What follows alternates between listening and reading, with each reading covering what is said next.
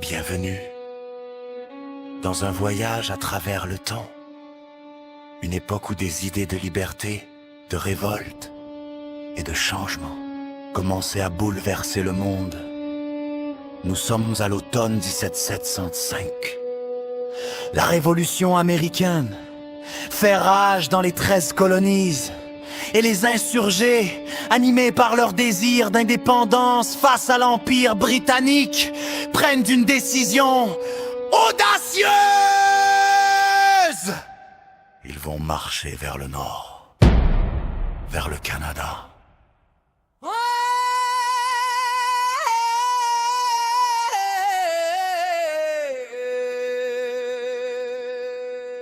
Leur objectif: prendre Montréal et rallier ses habitants à leur cause. Voici l'histoire d'une ambition, d'une incertitude et d'une ville prise entre deux mondes. Chapitre 1. Contexte historique. L'année 1705 marque un tournant en Amérique du Nord. Après les premiers affrontements à Lexington et Concord, la guerre devient inévitable. Les leaders révolutionnaires voient plus grand. Leur regard se tourne vers le nord, vers la province de Québec.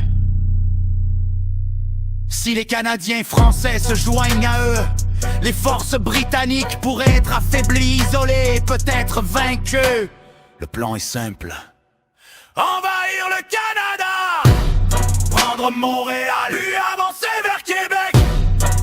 Mais le chemin sera difficile. Chapitre 2, la route de Montréal. Avant Montréal, un obstacle se dresse. Le Fort Saint-Jean, une position stratégique qui protège l'entrée sud du Québec. De septembre à novembre 1705, les forces américaines assiègent le fort. Le froid s'installe, les provisions diminuent, les maladies se propagent.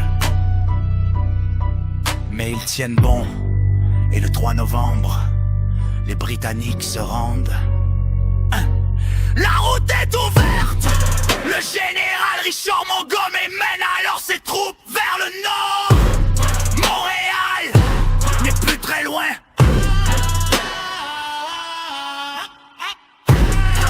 Chapitre 3, la prise de Montréal.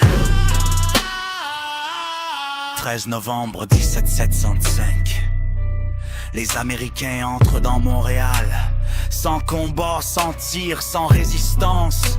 Le gouverneur britannique Guy Carleton s'est retiré. Et en un instant, la ville change de main dans le silence. Pour les habitants, l'incertitude s'installe. Certains espèrent du changement, d'autres craignent l'avenir. Montgomery installe son quartier général au château Ramezay.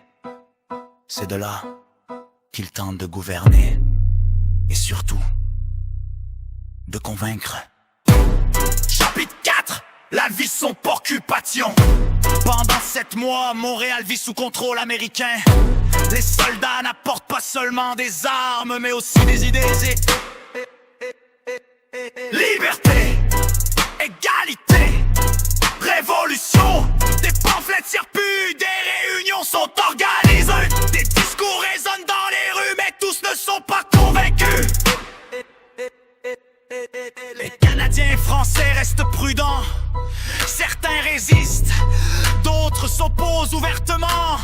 Les tensions montent, les différences culturelles se ressentir. La confiance est fragile. Même Benjamin Franklin vient sur place, dans l'espoir de rallier la population. Mais Montréal reste difficile à convaincre.